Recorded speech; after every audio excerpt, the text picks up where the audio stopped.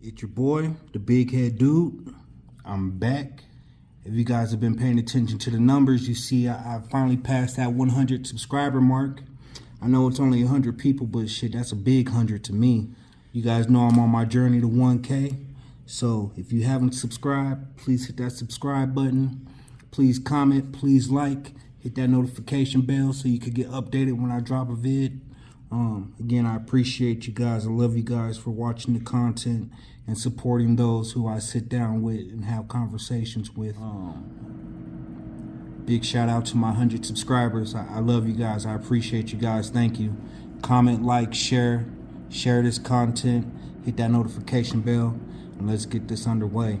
So I actually sat down with this guy, and we actually did the interview one time, but there was a whole bunch of background noise and such. I didn't think that video gave this man the respect, and it didn't do that video any justice. So we're sitting down for a second time, going over his life, letting him share his testimony in a more controlled setting so he could get the respect he deserves. Can you please introduce yourself? Yeah, I'm Mike Hannon. I was born in Tucson, but I was raised in some towns around Tucson and the like. You were raised in Arizona, though, for the most part? Yeah. What year were you born? 1991. 91? Yeah. Okay. Where did you grow up? Where did you spend the majority of your childhood? There's these two towns nearby. They're sister towns. They're called Oracle and Salmon Well. Very, very small towns. One stoplight, if no stoplight, type of towns. And what was it like growing up in a small town like that? So it was fun when I was little because, you could just get lost, always find your way back home. Everyone there, you could drink from their hose and they wouldn't care. Me and my family weren't rich, but we had stuff like a quad, a bike, a video game system, and you can go out, get dirty, come home. It was nice. It was very carefree, which was both ways, good and bad. What was the household like? So, mom and dad were together, I think, for a year or two before I was born. They had me pretty young. I was their first. I'm the original. I'm the OG. And I'm the first grandbaby for one of the families. They tried I struggle with this part. I struggle. But they tried their best for who they were and the ailments they had.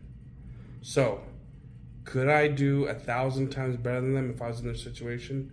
No. But I'm trying to make a better situation so I can be better than that. But they weren't horrible people. They're not bad parents at all, but it's just they had 5 kids before they were full-grown adults, So, they were both addicts, with my dad being pretty consistent alcoholic, and then he stepped off the drugs for a while, and then alcohol, and then bounced back and forth. My mother, even though she's native and all that, she's pretty distinct native, doesn't really drink. I don't know how that works out, but him being Irish, he drinks. So I got addiction from them, and then I'm responsible for myself. But there is a precursor. There is. So the problems with addiction started before me, and then with me, and then with each kid, everything gets harder. I'm very much a pessimist and a realist in life. So for each kid, things were going to get harder. Love was there, but shit was always harder. So whatever problems there was, add 2 times or 3 times that for each kid. What was the energy in the house, I guess? So some of the energy in the house was my dad being dominant, my mom being very fucking stubborn, and then them fighting and doing the typical codependent, addictive people that they are, that there was never a week's peace. Just breaking shit, fighting, playing mind games with each other, all while kids are around them and they're having more. Was there any childhood abuse? I'm going to say abuse. No. Not physical?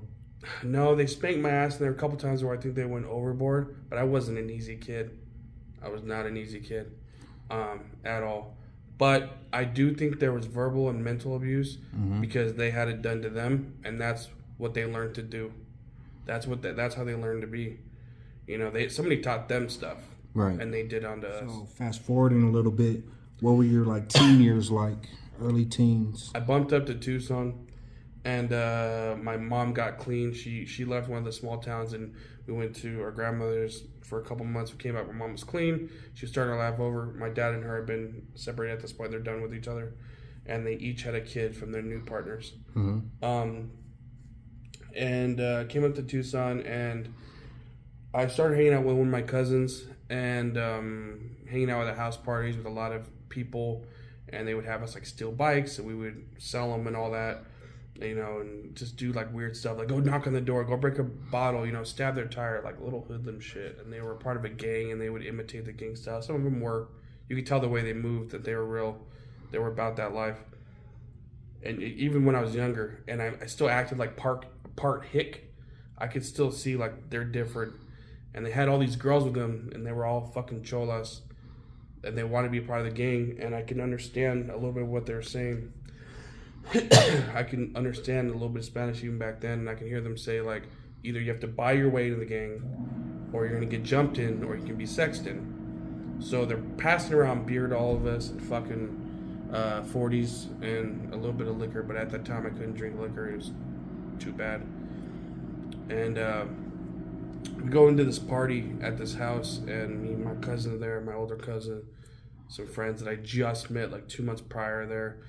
And we go into the house, and the women are laughing, and they got everything head to toe chola. So they fucking got big hoop earrings, a white face, fucking thick makeup and all that, dark lipstick. And they're going around, and they're kind of sitting on our laps, and they're kissing us and all that. And they're like 30. One of them was a little bit older, around 20. I'm like 11 or 12. You're 11 or 12? Yeah, because I moved to Tucson, and I was like 11, and I didn't reach my 12th birthday in Tucson before this happened. And they're clearly older females. Oh, yeah, they were driving, and they were one of them's 30, and I knew that because her ID was sideways, and she had said to my cousin about, they're going to card you at the fucking store if you go with her. And she goes, bitch, and she replies back to one of them, bitch, I'm 30. And I'm watching her.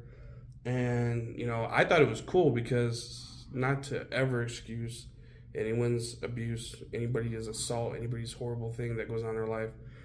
But the way that I was processing it, and the way that a lot of men, and I don't know about you, process any engagement from an older woman when I was that young, it's a bonus. It's a good thing. I'm not going to shoo it away. So I'm 11 years old, making out with 20, 30-year-old women, and they're yelling at them. All these fucking gangsters are, and their faces are changing. They're looking angry. So we go in this back room at the back of the house, and there's me and my cousin and this fucking dude who I never met again. And the guy leaves, and they're like, oh, we're going to go hang out with them in the back. And they started giving, I'm drunk too. It's one of the first times I was really drunk. Started giving us like blowjobs and all that. And there's 3 sisters, cousins, friends, but they looked like they were related. There's 3 of them, and they're doing it. And I know the bigger girl's 30. I know that. And they're taking turns and all that, And the guys are watching them, and they're laughing at us, and they're calling us peewees. They're calling like froggies because we're gonna jump. You know, this is all new sensations to us. And I'm looking at them, and then the girls start passing around liquor bottles and like fucking things with like drugs on them. They want some. We're like, no, but I'll drink. So they keep doing it.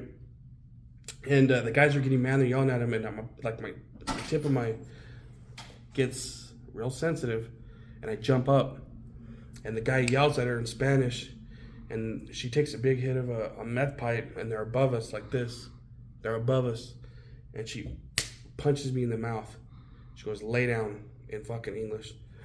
So I start crying, right? Because when you're younger, you cry. I fucking cried. I cried. And the girls are now doing everything that they were just doing, but they're no longer laughing. They look scared. And the men are telling them, do it. Wow. And they hit me again. They hit my cousin. Boom. So they do it. I'm crying. I'm scared. And I'm looking at them, and the women start laughing, but it's like scared laughing. They're like, I'm laughing if you're laughing is what they're telling all the fucking dudes, right? Yeah. And I'm watching them, and I'm looking up at them, and I'm seeing the meth pipe go back and forth. And we leave, and I throw my shorts on, right? And they go, "You want a beer?" And they put a fucking 40 in my hand. All the men that just watched that happen to me and instructed it to happen to me. And I remember I swigged the bottle to my lips, and it had a cap on it, and I was like, and I acted, yeah. Fucking since that day, I have no problem saying that. And in the last interview, I kind of said it too. I have an extreme reaction to chola women. I have an extreme reaction with Mexican women. What do you mean, like you have a reaction? Like they're triggering? Yeah, and I'll say the words. Fuck it, why not? I'm a little bit scared of them in public. Okay. Yeah, because I was 11, they were bigger than me. I hadn't ran face first into puberty yet. Right. And I have no problem saying it. If I see, like, vato men, if you were to disrespect me as a black man, right, I would address you as any other guy. But if a fucking Chicano tries some shit with me, I drastically overreact. I fucking drastically overreact because I'm thinking back to that time. So, I might not be politically correct, but it's like, I guess that being a traumatic event at such a young age, to this day, it's not really like a resentment, but they're just triggering in your head, reminding you of that trauma from an earlier age. And anybody can say, especially on the outside looking in, and I get it, people are offended, but anybody can say, like, you know, you don't get to be a little bit racially judgmental. I'm like, bro, that's what triggers are. It's an unrealistic or realistic, ahead of the curve expectation. Right. And one of mine is that type of dressing, not Mexican people, vatos, cholos, that type of people is there to hurt me. But now I'm a fucking man, so it's like, try that shit. Yeah. And that's why you said you like drastically overreact? Oh, dude, I say some foul shit hoping that they'll jump. And is that like protecting your inner child, kind of? Yeah. I understand it. Yeah. You know, I hate to say it, and it sounds childish because my whole way of acting and behaving in life is I try to be like moderate, but I think broad. So, yeah, that's what it is, though. So, moving forward from like that traumatic experience, what role did substances start to play in your life?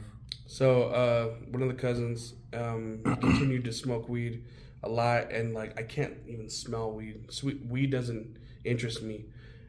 Meth pipes and needles terrify the fuck out of me, not only because of that party, but like I would hear my family like damn meth, like they would just curse it. But my dad would give a pass to alcohol, so I'd be like, all right, that's the problem.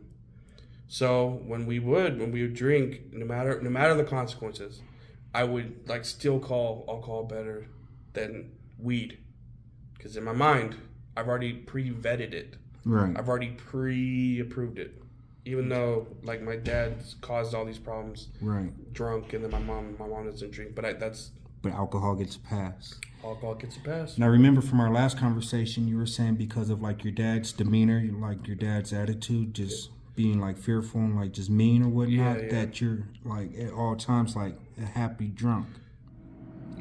One of the ways that I've decided to protect myself, which emboldens my drinking, which allows me to drink more, is I adapt and I reinforce the personality trait of being nice, jovial, and non-harming, non-threatening to people, because I'm not going to be like my dad. My dad is like his dad when he's drunk. I'm going to be this when I'm drunk. No matter the cost, I'm going to fucking think the thoughts that I have to think. I'm going to pinch the side of my leg hard as fuck. If I have to be angry when I'm drunk, it's going to be like a normal reaction.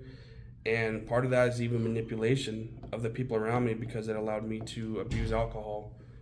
People would give me a pass because, he may be doing horrible shit to himself, but he's not an angry drunk. And I use that. Use that as like that way to keep abusing alcohol. So how often were you drinking at a young age?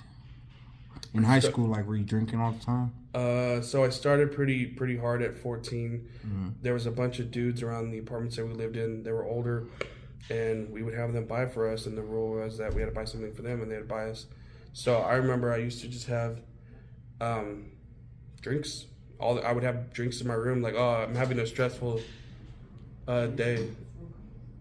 I would have a stressful day, and I would go and drink a drink from my closet, Boone's Farm, to just ease out the day. Yeah. Yeah. You were saying that it was like gang members during your traumatic experience. Did you ever get like involved in the gang life? No, I didn't do none of that because, again, I developed my weird moral code that they were also bad people from the jump. So I'm going to do the things that they do, but I'm not going to be a gang member. I'm going to drink. I'm going to buy drugs. I'm going to fucking break shit. I'm going to steal. But I'm not going to wear their clothes. I'm not going to speak their verbs and their languages. I'm not going to know their lingo. I'm not going to wear their fucking goofy-ass haircuts, right? But I pretty much was a different version of them. I abused, fucking stole, and all that shit. You were a hoodlum in your own way. Oh, yeah. And I knew how to play it off with the way that I look and behave and change the way that I spoke. Yeah, I can code switch like a motherfucker to get away with things or to get into things. And I know how to use it, and it's a form of manipulation. And I don't like that I'm good at it. Would you say, I don't want to say that you're racist because I don't pick that up off you at all, but Yeah. do you feel like from childhood and just like the experiences you've gone through that you're like you're quick to judge, I guess? Yeah, I'm quick to judge, so I'm not religious in any sense. I'm an atheist to the bone, so the way that I form my moral compass is literally off of how much damage it does, whatever subject we're talking about, however damage it does to those around me or how much it helps, right? And one of the things that I've noticed is like, this is a stupid argument, you're about my age, so we listen to the same shit, and there was all this conversation, rap these days, and even back in the day, none of it was productive. Everything was fucking drug ridden, but they hate drugs. Also, and I never gave it a pass, right? Because I'm tied very closely to my white side. What are rock songs about? Same fucking thing. But in my mind, boom. But also a lot of my cousins that were Mexican, especially the two hang out with a lot, they fast tracked their life into drug addiction, and I judge, and I was like, well, that's where you were always gonna be. Little, like, did I not have the independence of mind to know that's where I'm gonna be too? Right. Just taking this route. So did you graduate high school? No, I got kicked out and I had to graduate a secondary school, Fred G. Acosta Job Corps. Oh yeah, we were talking about that. Yeah. We both went to Job Corps. Yes, sir. But no, I had to go to secondary school. Why'd you get kicked out of school? I missed more days than I attended for 2 quarters. So half of the year, they tallied it up, and all the days that you could go to school, I missed more than that just by choice and suspensions. So have you ever been in any trouble with the law? Yeah. I got hit with a felony. I got my first DUI when I was 10. I got 2 in 2 weeks when I was 17. Wait a minute, you got your first DUI? Oh, I'm sorry, 2010. Oh, I was like, when you were 10 years old? Yeah, Damn. fuck, my bad. 2010. Misdemeanor, and then I got 2 in 2 weeks in 2017. That was my felony. And I got sentenced to almost 6 years flat in Florence DUI yard. And I was like, my life's over, whatever. And then they came back to me, my legal defender. She was like, hey, I got you a better deal than the 6 years. I'm like, what's that? She goes, 4.5 months of work furlough. And if you know about, like... Work furlough is the work release program in county jail. It is the best you can get. It's the cream of the crop. The only thing that beats it probably is home detention. You basically get to leave the jail. Eat real food, get a haircut, go to a gas station, whatever, go to Walmart, go to Target. You just got to check back in at night. So she got you 4 months of that. Did you take it? Yes, I did. But I still thought my life was over, right? Because I didn't know how it was. And I realized when I was in jail that I didn't even appreciate it. The minute that I left jail every morning, I was like, I shouldn't be in there anyways.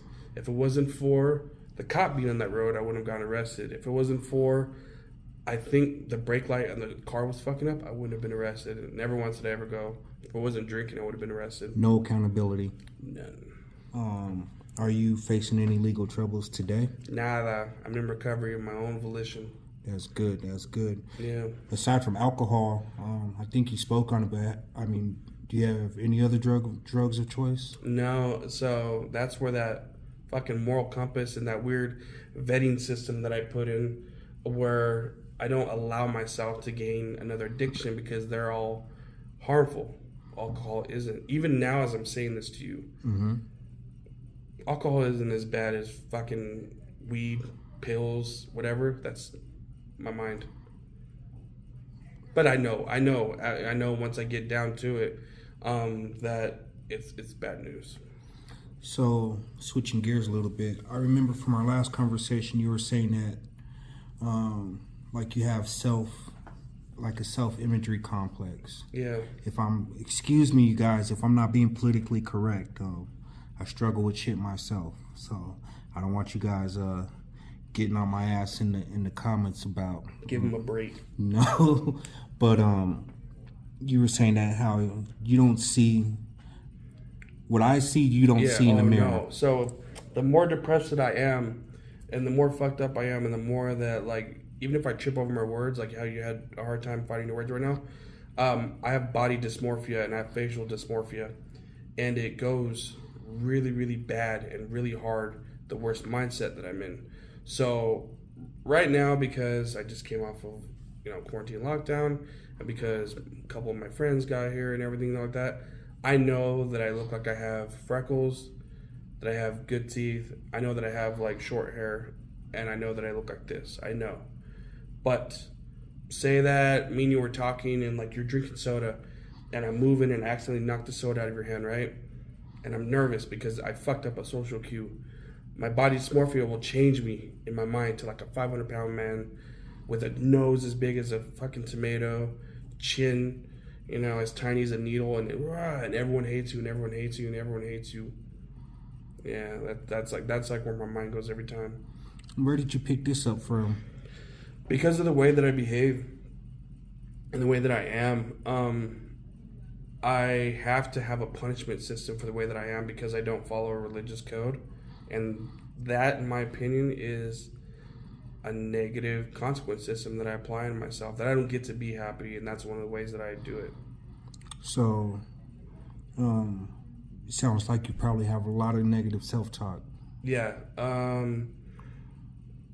Yeah, one of my therapists was saying that it's funny how, you speak the worst to yourself, and you're the one person that you can't get away with.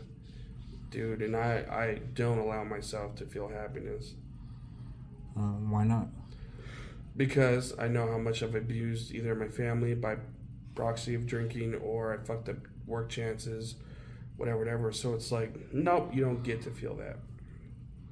So just because maybe of not making the best decisions in the past, you magnify it to, like, I'm stupid, dumb, this, that, and that's what I've earned. Do you think some of that was planted in you as a child? Maybe. Yes. Because my dad, he's a prick like his father, but even when he's sober, he does, like, a responsibility and, like, a punishment thing if I don't behave in a certain way that he wants. Oh, and I was an unbeatable kid. I was a fucking menace. So my mom still to this day needs compliance from me, and I don't do it in certain things. And they do make me feel their wrath if I don't agree with them. And I guess I do kind of, I do that. What do you mean by feel their wrath? All right, so a perfect example is my sister's boyfriend, piece of shit. I won't look at him, I hate him, I despise him, I wish death for him, even right now. Fuck him. I have not changed since I figured out what he did to my sister. I have not changed. It's been like 7 years. I have not changed. Keep that in your mind. Every week, for like 5 years, she's tried to re-push that boundary. And after she pushed that boundary and I rejected that boundary, for 5 years, she'd be like, that's why you're depressed. That's why you feel like this. If I didn't have money in my pocket and I couldn't buy fucking whatever I wanted at the store that day, that's why you don't have money. She would relate it to the consequences of whatever deficit I was feeling at the time, and it was because I didn't submit. That's why. And what makes you feel this depression sometimes? What do you get depressed Because from? my situation is fucked up due to my drinking, and I fucking cannot pull myself out of it. And the number one way in my mind is to make it feel better is to drink, which makes it worse. Is to drink, which makes it worse. I mean, sitting down having this conversation with you, bro, you seem like highly intelligent, well articulated. You know what I mean? And so, I mean, just sitting on this side of the table, like, it's kind of hard to see how somebody would have the self conflicts that people have, you know? So remember I was saying earlier that I can code switch like a motherfucker? See, my hand just got sweaty. What's code switching? Code switching is where you can switch up your way of speaking per the situation to be beneficial to you. I'm good at that. Some people it's manipulation. Some people it's a defensive reflex. With me, it's both. But this is the first time I've talked about it. That wasn't to my roommates that I was just in rehab with in residential. I can display like a nice guy, like a functioning guy, like a normal guy, and then drink like a fucking villain. Drink like a bad guy, tear my body up, and as soon as I'm physically well enough to look at, I can put on a mask again, and then do it over and over and over. Is this how you normally? Well, obviously, but like, is this how you normally like get through life, get through all like interactions and such? Yeah, because I can go out, I can hug all my family, cook for them. Hey, how's it going? How is everybody? And then on my phone, I've already compared and contrasted prices of like a gallon of vodka. And I'm pissed because it raised 10 cents at my store. How long have you been drinking? Heavily? 10 years. How has that affected your health? Me and you were getting on this subject the last time whenever we cut off the interview. So my family doesn't know this part. I've had liver damage for like, signs of liver damage for like 3 years. Signs of it. And I've had blood pressure go through the roof, even with the weight gain and all that. And then I do this thing where something hits in me, it's a switch. Keep in mind I'm native due to my mom, and I'm like high content native, 30% above or something like that. My mom being half. I'll black out, 100% blackout, gone for like 6 to 9 days at a time. I'll teleport time. It's like somebody hit a button on me, and it's Wednesday, and I started drinking fucking Friday before that. Not Friday that just happened, the Friday before that. Yeah. And then I'll come to and I have to do damage control. It's scary. I'm covered in bruises. I can't pee. My skin feels weird. I can feel my organs moving in my body because I have no water. It hurts to breathe. And then I'll do that again for another 10 years. Damn. Every month and a half to 2 months. You were saying you were in the hospital one time and that you had diluted your system so much that you were seeping blood through your skin. Yeah, so the doctor was like, oh, you're in a state of hyperproduction in your bone marrow, in your blood pressure, my resting blood pressure. When I was sleeping, they had an RN. She was right here above my head. She shook me. She was like, Michael, what are you doing? And I put my hands up because I didn't know where I was. And I go, what? She goes, are you holding your breath? And I go, no. And she looked at my machine. My machine was like 200 over 100 and something and climbing in front of my eyes. Deep, deep. And my resting heart rate was like 140. She's like, you're gonna go into cardiac arrest. And she goes, I've already put 2 saline in you, but your body can't process more. Is this the worst you've ever done? I'm like, I think so. And she wiped a white napkin on me. It came out pink. And then I'm touching my eyes like this, and I'm putting my fingers in my mouth, and there's like blood everywhere. She's like, yeah, you're spewing blood. And I went piss in a bag. They had a little, pee holder.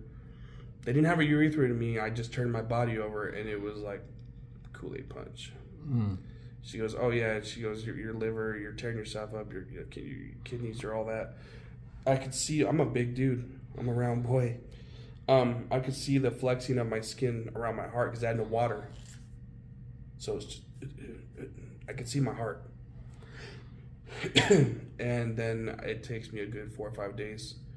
And I've done this a couple times now, about 6, 7 times. It takes me a good 5 days to relearn how to walk. It's called alcohol-induced muscular atrophy. Basically, my body has no water in it, so this signals can't cross to and from in the spine, communicate. And I also have no elasticity in my joints. So it's like rubber bands, fucking dry rotted. And you're unable to walk. unable to walk the first 2 or 3 days. I'm able to walk to the bathroom and maybe put a spoonful of cereal in my mouth and not vomit everywhere, shaking. When was the last time you did this to yourself? The 15th of August of 2023, this year. Oh, that's when I got released from the hospital. And then August 16th is my first sober day. And so is this your first time seeking recovery? Yeah. First time seeking recovery. And I'm throwing myself into it. In my first week here at this facility, I said, I'm an alcoholic. Here's the damage that I've done. Here's how bad it is. Here's how much I've planned. I have calendars and schedules in my book of how many minutes I can give myself to drink, which I never followed. And tucked away money in all these different pockets. You made a schedule for when you could drink. Yeah. Walk your dog, make some food. You get this much amount of time to go to the bathroom, bring a bottle with you. This store opens at this time, so if you become conscious and you really need a drink to fucking chase away the hangover, the store opens at 6:01. The store opens at 4:01. They start serving alcohol, and I had alarms on my phone to wake me up. With money tucked away to... Yeah, money tucked away in this shoe and that shoe and beneath that thing and under that, yeah. What causes you to want to drink? I get, two big feelings. Ugh, it hurts to say. Two big feelings cause me to go into a drinking spiral. The emotional reaction of my family and the snipes that they do at me when I won't do what they want. Because some things that my whole family's women, even my dad, he's a different generation than me. So some of the things that I won't do for my family, I don't need you to abuse me on it. And it fucking sends me into a goddamn spiral. Yes, we're all the masters of our body. But honestly, if I was to go out and insult you in public, I'm never going to expect you genuinely to be happy. So when they abuse me after I deny them, don't expect me to be happy afterwards. I get depressed. Right. You planned to hurt me because I wouldn't submit. You hurt me. Good job.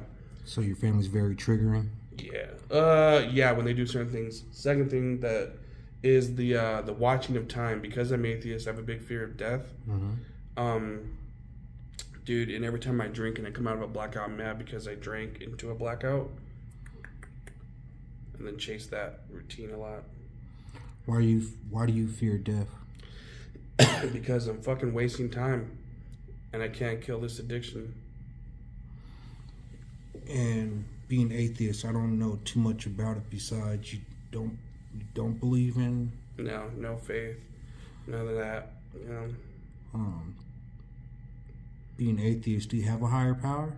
Yeah, I'm trying to use my family and the love of the planet as my higher power, both because I don't adhere to any religious or even any doctrine, because I can appreciate that there's good in religions, but I'm just not of that faith. Right. But yeah, I'm seeking smart recovery, and then I'm adapting from other people's stories. I don't hate it; it's just not for me. Right. But that's why the death thing and the time really affects me. I understand. Out of your family, who do you have the best relationship with? You have brothers and sisters, right? Yeah, a brother, he's got a wife, he's doing great. I got 3 sisters. One of my sisters had 2 kids. 2 of them I'm distant with because one's an addict. The one that I said I hate her boyfriend, I wish to fucking death for him. And then the other one, she has ideological thoughts that I don't think she could be around us because she's still young. Right. Out of everyone in my family, love my nephew, love him, but anyone that's like my peer, my age, or even above, I'm most close with my mom and dad. That's good that you... I mean, it sounds like they brought you a lot of turmoil. Yeah. But that you still have a relationship with them. Oh, yeah, no. So one of my struggles that I've had for the past 3 years is understanding why my mom is the way that she is, and not forgiving all of it, but understanding it. And then with my dad, it's the fact that I have to acknowledge that he's too old to learn new tricks in certain ways. So he's your typical fucking shit-kicking redneck of, you know, back in my day, toughen up type of shit. All right, you do need that some ways in life. Mm-hmm. But I'm also a little bit like my mom, where I'm more empathetic, and I fucking, and I wish one of my sisters was a man so I could fucking hit him, but they're women, and I can't smack them around like I would my brother be successful. But I have to like learn how to pull from both of them and then be better than both of them in some areas. Right. Any resentments you wish you could let go of? Resentments. No, because my whole change here that I'm trying to do is understand why they did it. And I don't see any pain they've ever done to me or I've been exposed to that wasn't either out of their control or because they were taught some negative shit. It wasn't a button that they wanted to push. It was a button that they did push because they didn't know.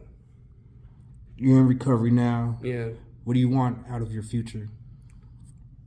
Top things. I've been saying this, and I guess I have to change my words because I was using the phrase long-term abstinent, but the addiction of the chemical is not the same thing as recovery, because then you don't get rid of the fucking mental bullshit you have. Mm-hmm. So I'm mentally working, head to toe, tune up mentally, and then physical. I want to get back into, semi-decent shape and all that. Start hitting the gym again. I used to be a powerlifter. Love that. I was going to say, yeah, you told me you used to power lift. Yeah. And then long-term fucking sobriety, because I'm not going to be cocky and say, like, I don't have an addiction, but because I have a singular addiction, my triggers are mostly pointed towards avoidance and preparing for one chemical, when I have some of my boys, some of my sisters in recovery who are like, they got like 5-6 addictions. So like, they have to dodge many things. I have to dodge one in terms of chemical. Right. What kind of career do you want to have? I used to be a caregiver. I used to work with not only mentally ill, but like Lou Gehrig's, muscular dystrophy, something like that, car crashes. I even worked elderly, Pima County Council on Aging. I could get back in that, but to be honest, man, I don't have a dream right now except for an end goal, but not the steps to it. I just want to live a decent life right now. Straight up. Yeah, decent life. Right. Yeah. So what I've been doing towards the end of my interviews is I want you to leave yourself a positive message. Yeah. Should you come back and watch this interview, leave yourself some positivity to give yourself a little kick in the ass in the future should you need it. Ooh, positivity. Okay. This is to you. So, every job you've been in, you've done well enough to not be looked at by the bosses, and you self-sabotage. You self-sabotage because you're fast-forwarding the script to get that negative reaction that you want, that termination, that fire, that whatever reason, so you can hate the job, so you can try on the new thing because you're scared of success. You don't think you're worthy of success. You don't think you're worthy to be looked at in the eyes. You don't think that. Skip that bullshit and go after it. Apply yourself, and nothing changes if nothing changes. And that's going to be the motto that I'm trying to live by. Nothing changes if nothing changes. So let's change some shit up. That was cool, man. Yeah, that one hurt a little bit to say because it's like vulnerability, but yeah. That was cool. All right. And give a message to anybody who out there who may be struggling with the same like self imagery issues that you may be dealing with. Give them a positive message. All right. So this is mostly for people like me who will make it worse because it's bad and make it bad because it's worse, and then be in a vicious cycle.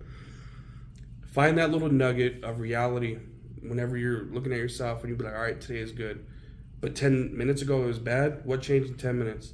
It was strictly your mind. Your mind isn't always your friend. You can try to make it your friend and all that. It's not always your friend, so don't listen to it all the time. Big one with the self-imagery thing is sometimes the thing that you don't like about yourself is valid. I really, at my best at times, don't like the fact that I'm almost 300 pounds. I really don't. But the invalid part is that I feel like I'm gonna need to be cut out of a fucking side of a building because I'm 500 pounds, I'm 600 pounds, and I hate myself and all that shit. So do some work in your head. Are you really, really needing to change some shit up? And are you looking to self-sabotage by instigating your, I'm going to use the word dysmorphia, use whatever word you want, by saying that negative thing so you can just give up before you try? And that's where I am. I'm trying to change some shit up. Mike, man, I appreciate you sitting down with us. Fuck, I learned a lot from you and shit. You are highly articulated, bro. Not too much. No, you are and shit. Just to me, for real, like, I appreciate your vulnerability, your transparency, and again, just sitting down with me a second time and letting me pick your brain. You know, my minimal disturbances. Right. My missions with these is to save one person. You know, have one person change course of action and shit, and also just to show people where people came from, if that makes any sense. Yeah. But at the end of the day, it's the big head dude. I appreciate you guys for sitting down with me and Mike today. Subscribe if you haven't subscribed. Like, comment, share, hit that notification bell. And this is another one. We out of here.